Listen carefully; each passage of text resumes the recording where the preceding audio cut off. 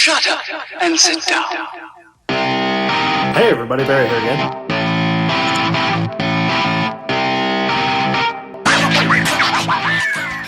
Hey everybody, Barry here again. The van is here. I'm going to turn it around and put it up on the ramp because I think today is the day that it gets some exhaust. Or at least I get started on it. I've got some real big hurdles to overcome on this. The 4L80 is massive. It's absolutely huge. The frame rails are really close together on the van. It gives me very little space between the transmission, the frame rails, the cradle mounts on the van, manifolds, everything in the way. Well, let's go and take the hood exit off the van, which makes me so incredibly sad. I wish Cass would just let me cut a big dirty hole in the hood and slam it down on top, but then we'd have, you know, a 4-inch pipe sticking up through a nice glossy red hood. The cool thing about it is the hood actually closes and shuts flat with the turbo on there, with all this here, everything over here, everything. So that's perfect. It'll be super sleeper. The front of this thing, it looks like somebody took a Caravan, put the tow package springs in the back, or wheelchair springs, and put a nice set of wheels on it. So that's perfect. It's just super sleeper. Also, I've got to hook up this hood release cable because I'll probably end up forgetting to do that again and make a big mess out of this whole thing. Let's take it apart.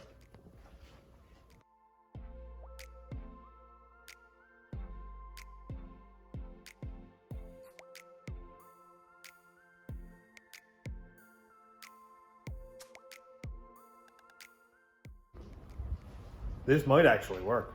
I got the exhaust off last night. And you can see here I have the tires turned all the way to the right because I want to see where the exhaust is going to come out through. And of course it's going to have to come down through here, which I'll never get a good camera angle on. But where are we going? Where are we going? It's going to come down through there. Focus. That's the turbo right there in the middle, behind the manifold. And it's going to come down this way and come out somewhere. Of course, right here is going to be really hard. Right here, I don't think it would ever have enough room because the transmission and that are like 2 inches away. You know, I probably could cut this bracket off here, make some more room. But look at how much room I have up here. I can get my whole hand in there, no problem. With the tire all the way to the right. I think I can probably sneak down between here with two, say 2 1/4 pipes. Hold it as high to this bolt here as I can. That way, even with the tie rod here, when it swings like this or, you know, sideways, it's still not going to come up this high. It's just going to kind of angle a little bit because the pivot point is still right here. So it's only going to pivot up so much here anyway. Sorry about the awful camera angle here, but I think that could work. I could come down here, out there, follow this, follow the rocker, and probably just come out right here because there is absolutely no room back here for activities. When that rear end comes up, like that's it. I don't think I'd ever be able to come down here. Now maybe, because I do have a bit of room there, it would be kind of neat for it to just come out here where it belongs and have 1 pipe or 2 pipes or something. But I'll get to that when I get to that. I really need to just get the downpipe right off the back of the turbo down and under the rocker panel. Then I can decide what to do after because that's going to be the easy part. The hard part is just getting it down and under the van. So I'm going to go through some designs in my head and come up with what size pipe I'm going to use. I think 2 2 1/4 pipes would be adequate. I'd love to go 2 1/2, but I don't think the space is there. I think it'll be way too tight. And 2 1/4 is a lot more manageable to work with. Now the only thing I'm going to run into with using 2 2 1/4 pipes is it doesn't have the same inside area as 1 4-inch pipe. So we'll look at right here, I'm just on calculator soup. If we have a 4-inch diameter, the area is 12 1/2 square inches. If we go up here to my diameter of 2 1/4 inch, the area is only 4 square inches. So 2 2¼ pipes is only going to give me 8 inches of surface area, whereas 1 4-inch will give me 12. So on 2/3 of the actual area, depending on what kind of flow I need, that could be restrictive. But I'm not looking for huge numbers, max power, boost, any of that stuff. I just want to make this a driver and scare children. So I think that'll be perfectly fine. Well, I just got the van down on the ground to check that tie rod clearance, and apparently I'm completely wrong. Let's look back here. Yep, that's not a lot of space. That's not very good at all. Back to square one, I guess. Yay. What it looks like I'm going to be doing is using this one probably, because it's already got a really stupid angle on it that's going to be restrictive and terrible, but it'll actually fit. So I'd say that's not going to work one-handed. Bye. I'd say I'll kind of put it down through there, cut it off down here where I can make a straight shot with the pipe, and then I don't know what I'll do with the rest of that. I'll keep the bung for the wideband, of course. I'm gonna go tear all this stuff off and try not to get my arms on fire. Oh, I'll get all this old wrap off. Quick question while I'm at this. What color should I do the block for the D-stroke 6-liter? Like, I'm doing the whole Harlequin thing, but the block is going to be the middle, and I want to make it so that every other color doesn't really touch it. I'm also going to be painting the intake, so there's blue, yellow, green, and red. I'm not sure what color to do the block. I was thinking of blue, but I'm not sure. So I got to figure that much out. And I'm going to start building that engine like probably next week. I've got everything except a set of heads really and a cam. The block is home. I'm going to bring that up here and start getting that cleaned up and painted. I'm going to balance everything, so I got a set of scales today. So I'll balance the pistons separately, balance the rods, the pins, well, the big end and small end of the rods. Won't be able to do the crank obviously because I don't have anything like that, but. Well, let's see. Looks like it's got the right angle. And we'll clear the strut tower over here. Obviously it's too long.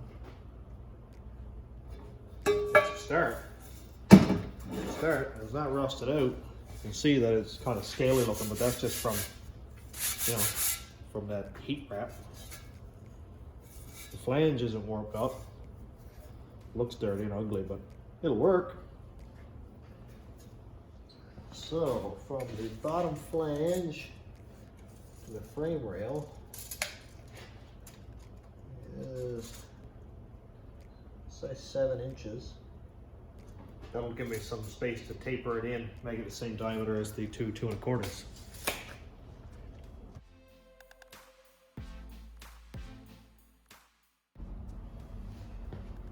Might not be a great angle here, but this, with it cut off, looks like it's going to work great.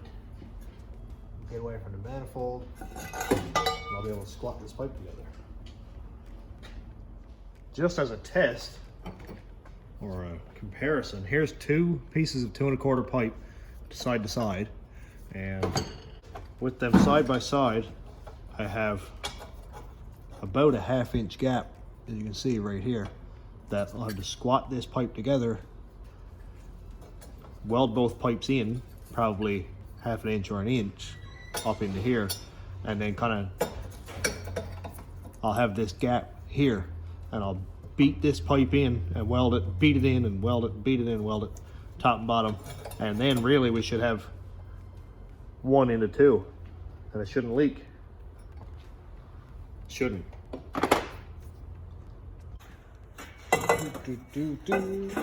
Let's see how this is gonna go.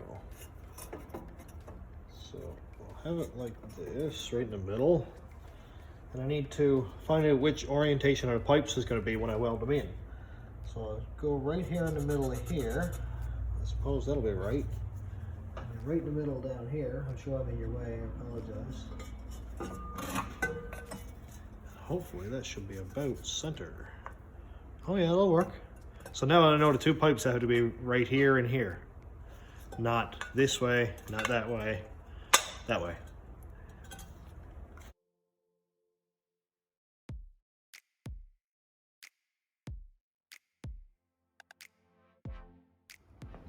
Hey, look at this.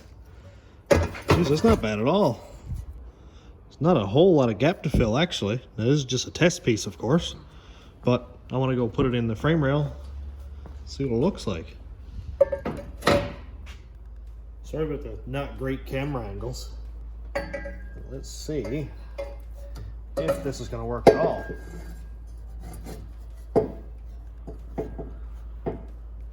Okay, well, it seems to be just about right on. Just about.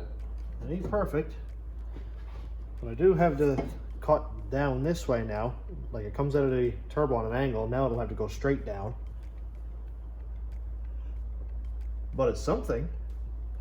I think it's working half decent so far. That'll have to start turning, which is not a lot of space. Ply cuts it is.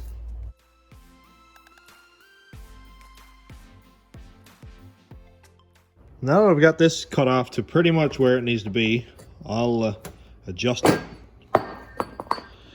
You had to do that on camera, didn't you? I'll adjust it as I need to while I'm in there welding it and stuff.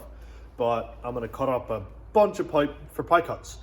I thought I had some cut off. I don't know if I do or not. That's small. Ain't it? Oh boy. These be pie cuts. Maybe? Maybe I already have some cut off. Ooh, good. I have some. Not a lot, but there's a few there. I love keeping pie cuts in my arsenal. It's a good start. That'll get me moving. So basically, I just put I've got a mark made on this one here somewhere. Right here, there's a little mark. That is 4.5 degrees.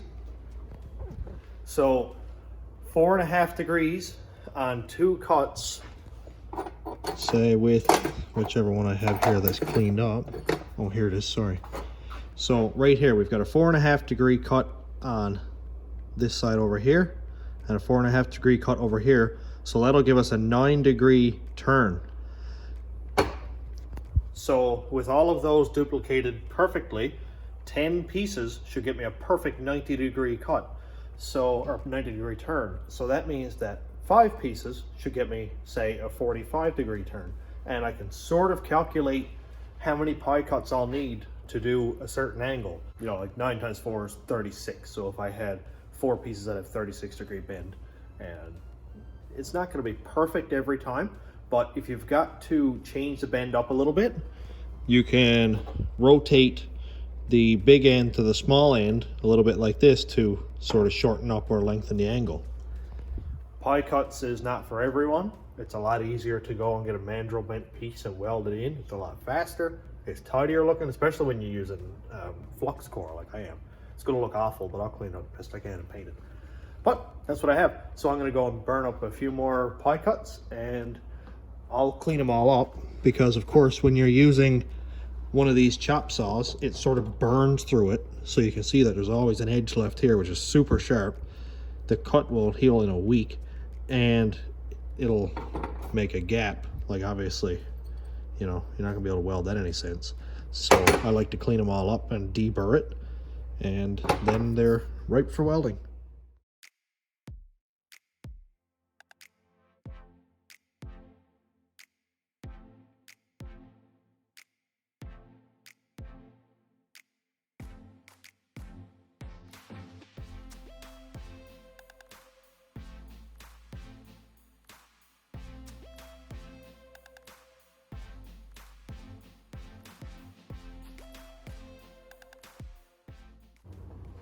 Ooh, look at all the pretty pieces of pie. Ah, they're hot. I should have enough to get me started anyway. I'll be happy if I can get the downpipe down in under the frame rail and sort of heading back or something. I'll be happy if I get that much done today. That'd be great. I have some mega clamps ordered. They're, do I have any back here now? I do. Now this here is a 3-inch. This is a warranty one or whatever. But this is what I have. Now this one is a lap one for a smaller and bigger pipe. Mine are going to be flush, but for 2 1/4. So I'll be able to put both ends of my pipe in here, bolt it shut. Of course, bury it with ultra copper because I just like making a mess. But then, at the very least, when I blow up this engine or transmission, I'll be able to undo those bolts, pull the tailpipes off, and everything should go just as normal. Just another extra step, no big deal. So I think it's time to start actually mocking up some exhaust here. Good stuff. Just to show you how pie cuts work really well if anybody hasn't seen them before. Look at this. Oh boy, be nice. Stop. Oh yes. That's good stuff. I like it. Man, I cannot figure this out today. There we go. Line up that line with that line. And look at that. So we just stack a pile of these and it makes a nice little turn. Just a little trick. I always cut with this line at the top. See this? This line at the top, that's the seam of the pipe. And then when I go to cut the opposite angle, I put that line directly at the bottom. That way it's always the exact same cut. Because if you cut with, say, this line at the bottom and then do it over here to the side, it's going to be a wonky angle. And another reason I do this is because it gives you a perfect reference, so you always have your pie cuts stacked at the correct location, so you get a nice straight this way, because if you orient them wrong, it'll be all wonky like this way, and you know exactly where to lay them when you go to weld them together. And then like that. See? Mint. And then you can see that it's not twisty. If you went and twisted, say, this one here like this, now you can see that the direction that the bend is going has turned, and it's going to want to go over this way now. So that's just a little tip for anybody who hasn't done a lot of this before but would like to try. Pie cuts are my absolute favorite. I know it takes like 10 times longer and uses more material and whatever. I just love it. I love seeing like a weld. I am not stacking dimes on titanium pipe here. Please keep that in mind and don't chew me out too bad. I'm using flux core with like 035 wire on aluminized pipe. It's not gonna look factory. So anyway, I'm gonna go put this on time lapse for a little bit so I can just bang through and get this stuff done, not relatively quickly, but to try to get some progress done without boring you guys with talking and rambling and blah, blah, blah, and all that stuff. So I'm gonna go weld some of this stuff together, and I'll stop periodically and see where we are.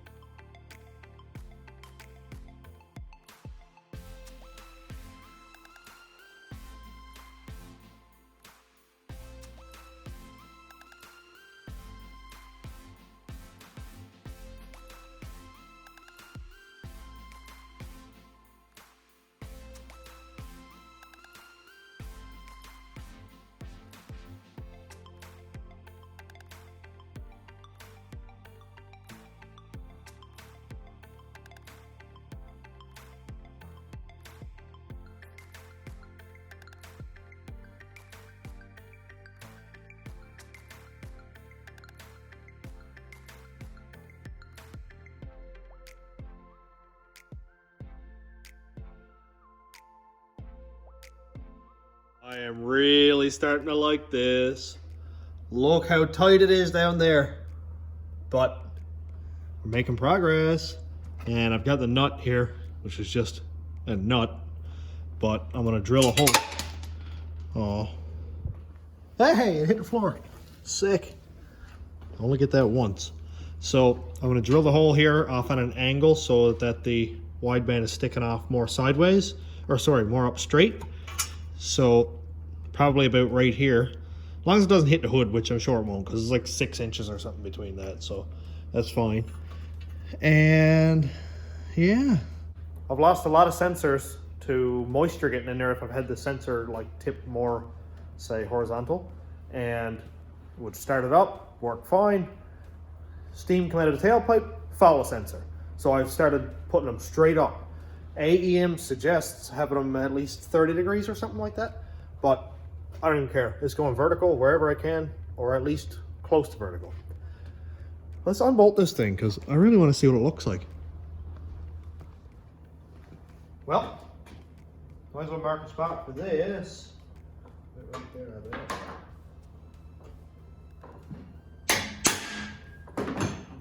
Wind.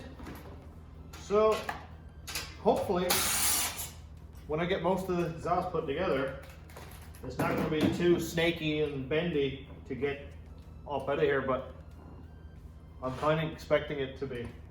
I'm probably going to have to stop. By the looks of how tight this is coming out already, I'm probably going to have to finish weld everything under the vehicle and pray I never have to take it apart again. But we'll see. But it looks so cool. Oh, I love it. So sketchy.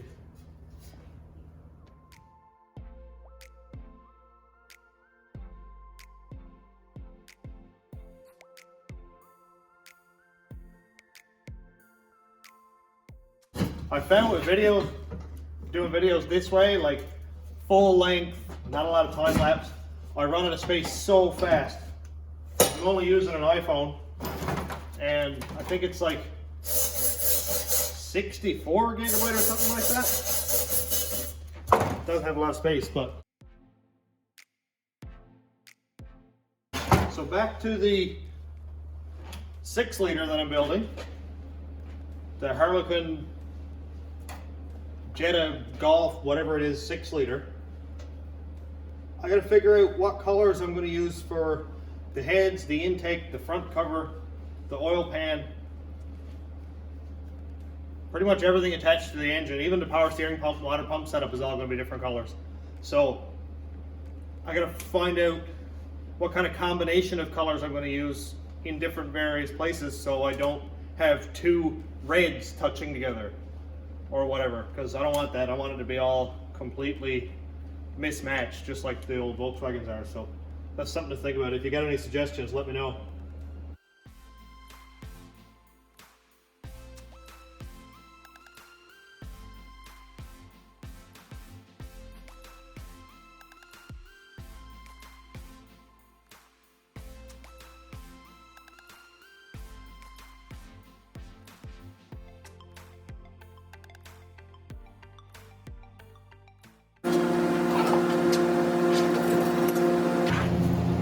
That looks good. Cool. So now I'm just gonna go finish weld these pieces, and then I'll bolt it all back together, get in under the van, and work my way out through there. I'm happy with it so far.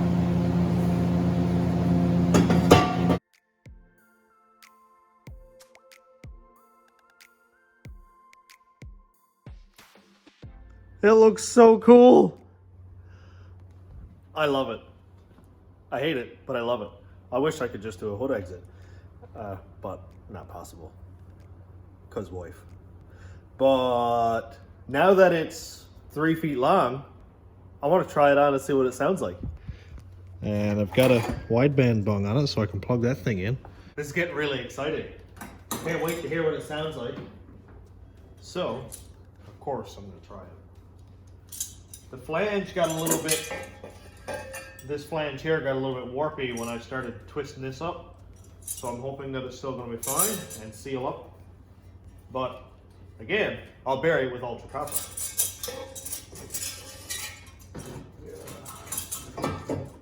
Oh boy.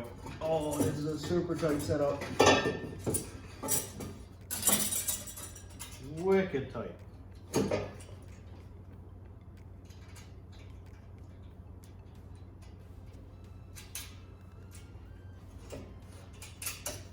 But it should work.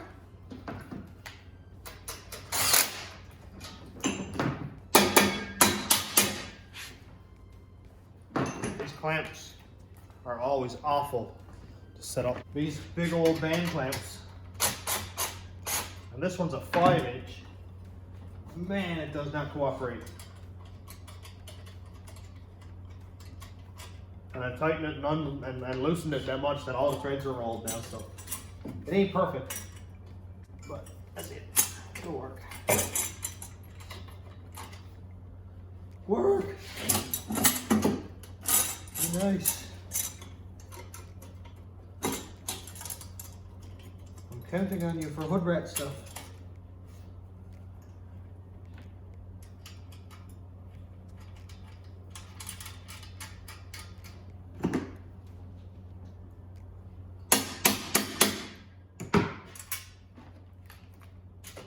Oh, come on.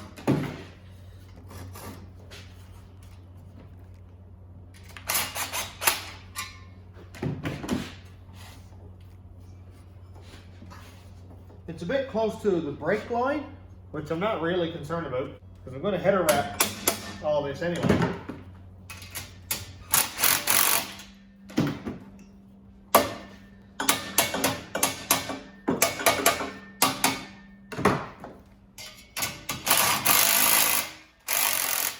Oh, I stripped it.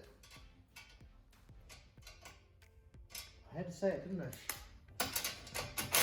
Nice. I should never say things out loud. It always jinxes it. Yeah, I'll go find another dump truck turbo and pull the clamp off of that, I guess. I can't find my adjustable wrench, so I'm using channel locks. This is a hard night on actual progress.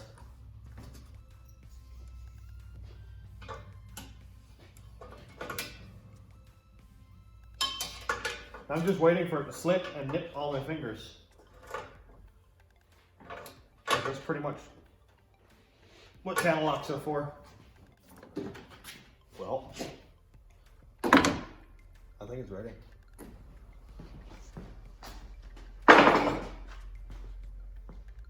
So let's see what it sounds like.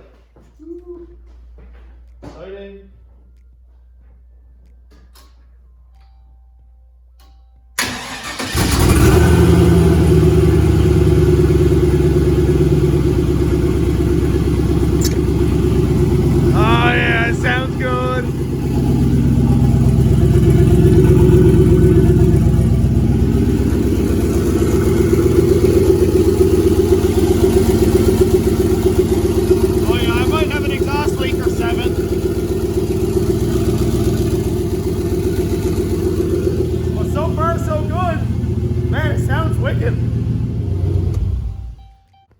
Well, so far I don't hate it at all. I do have work to do. The flange is obviously warped, or the clamp didn't tighten down enough and it's leaking like hard around the flange. Like all I could feel was wind around here.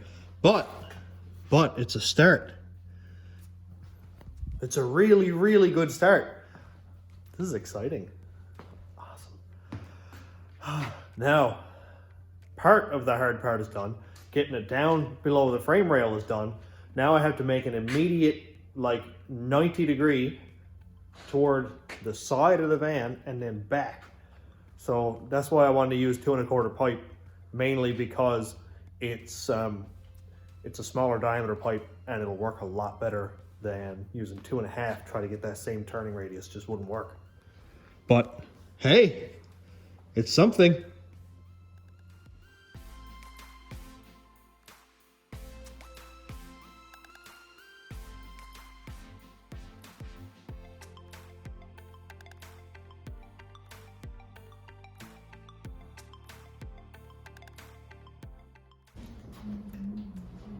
Now I know this video is getting a little bit long, but I gotta do one thing.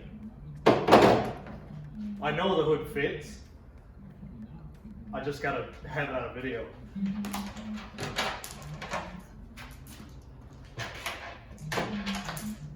And get it running, you know, the regular sleeper van. Oh, I've got Sloppy on in the background, hang on. I'm rewatching all of Sloppy's old videos. Like the Don't BS Me build and all that.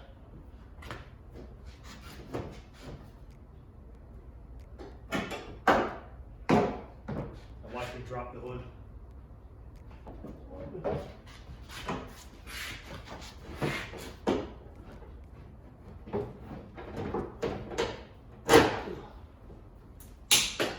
That's gone. This is gonna look so ridiculous. I got the clamp fixed. I just applied the clamp up, pulled the stud out of it, and yeah, came right out. The other one fit in perfectly.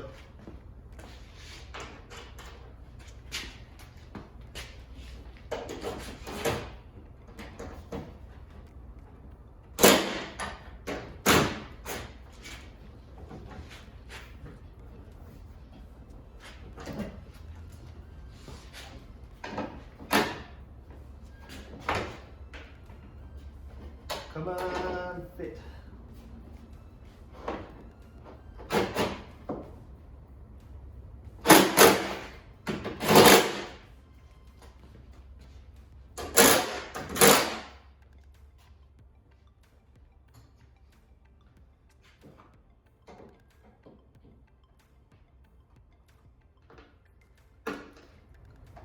Moment of truth.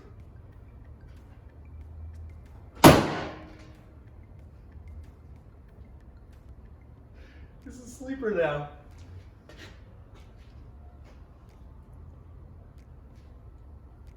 I have no words. Let's just stand back and look at this thing. It's just a red Caravan with black wheels. That's it. There's nothing here. Just a 3.6. Nothing special. There's no massive power stroke intercooler. There's no external transmission cooler. There's no turbo. Just a red Caravan. Wow. Okay, I put a zip tie around the camera this time. Now.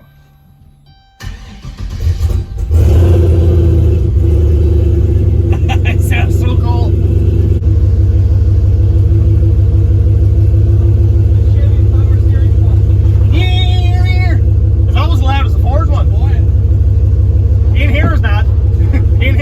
Pumping right into the cab. Very tolerable. That sounds wicked.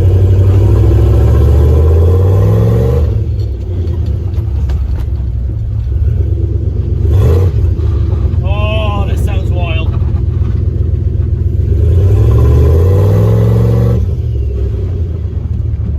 Oh, I'm a big fan. Man, it sounds so good.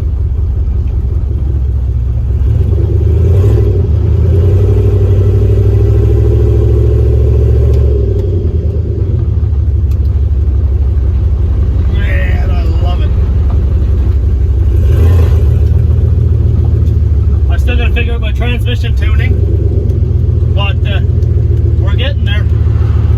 Assuming I don't burn all the plug wires off before I get back, because I don't have an heat shield on the exhaust at all yet. That view actually kind of works. I like it.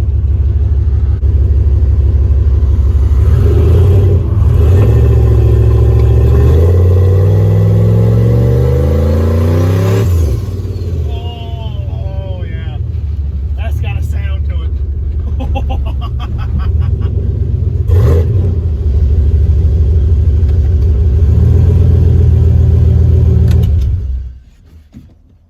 Oh yes, I am a big fan.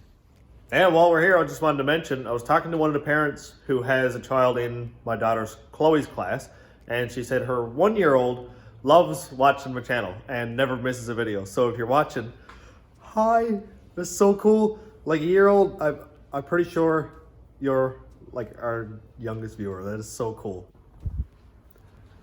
I can't say how unbelievably happy I am at how this thing is working out so far.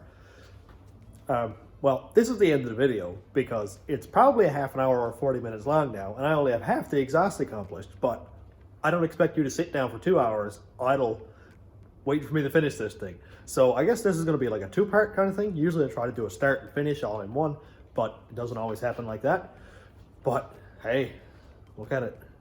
It's just an unassuming red van. I bought some black wheels for it. That's all that needs to be said. Until the light turns green, I guess. Or until I blow it up, more fire comes out of the hood and you're like, wait a minute, something's going on there.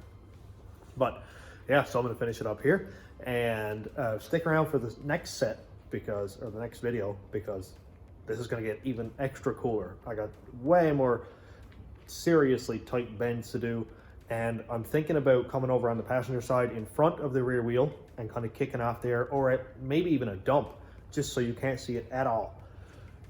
Maybe I'll even hang a fake BMW tip or something back where the exhaust used to go.